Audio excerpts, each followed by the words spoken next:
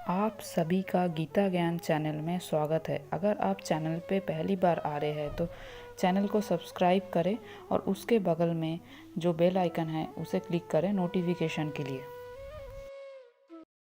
श्रीभगवानुवाच इन्द्रियाणि पराणि याहुः इन्द्रियेभ्यः परं मनः मनस्वा तु परा बुद्धिः यः बुद्धेः परत्वा तु सः। कर्मेंद्रिया जड़ पदार्थ की अपेक्षा श्रेष्ठ है। मन इंद्रियों से बढ़कर है। बुद्धि मन से भी उच्च है और वह बुद्धि से भी बढ़कर है। इंद्रिया काम के कार्यकलापों के विभिन्न द्वार है। काम का निवास शरीर में है, किंतु उसे इंद्रिय रूपी झरोखे प्राप्त है। अतः कुल मिलाकर इंद्रिया शरीर से श्रेष्ठ है। श्रेष्ठ चेतना या कृष्ण भावनामृत होने पर ये द्वार काम में नहीं आते। कृष्ण भावनामृत में आत्मा भगवान के साथ सीधा संबंध स्थापित करता है। अतः यहाँ पर वर्णित शारीरिक कार्यों की श्रेष्ठता परमात्मा में आकर समाप्त हो जाती है। शारीरिक कर्म का अर्थ है इंद्रियों के कार्य और इन इंद्रियों के अवरोध का अर्थ है सारे शारीरिक कर्म का अवरोध। लेकिन क्योंकि मन सक्रिय रहता है अतः शरीर के मौन तथा स्थिर रहने पर भी मन कार्य करता रहता है। यथा स्वप्न के समय मन कार्यशील रहता है, किंतु मन के ऊपर भी बुद्धि की संकल्प शक्ति होती है और बुद्धि के भी ऊपर स्वयं आत्मा है।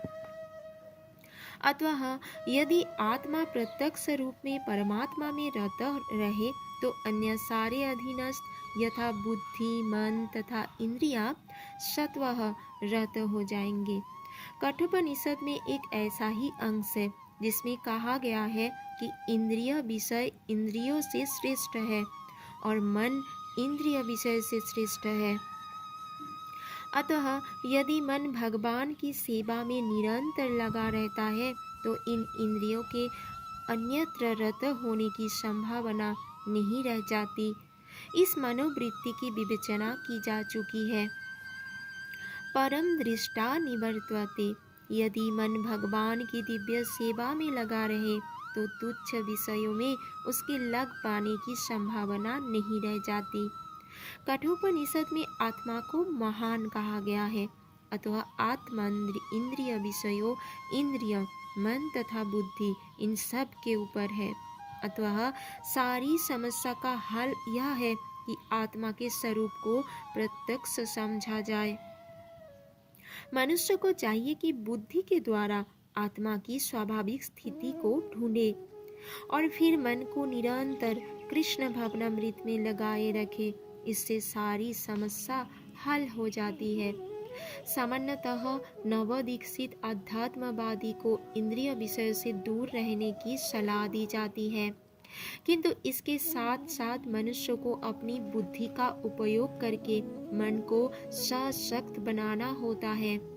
यदि कोई बुद्धि पूर्वक अपने मन को भगवान के शरणागत होकर कृष्ण भावनामृत में लगाता है तो मन स्वतः सशक्त हो जाता है।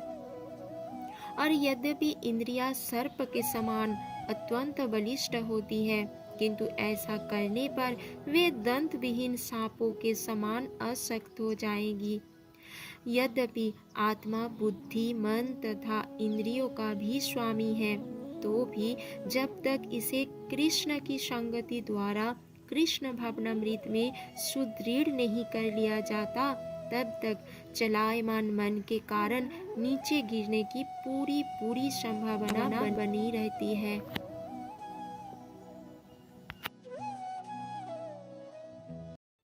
अगर आप सबको वीडियो पसंद आया है तो वीडियो को लाइक करें, चैनल को सब्सक्राइब करें और भी वीडियोस देखने के लिए।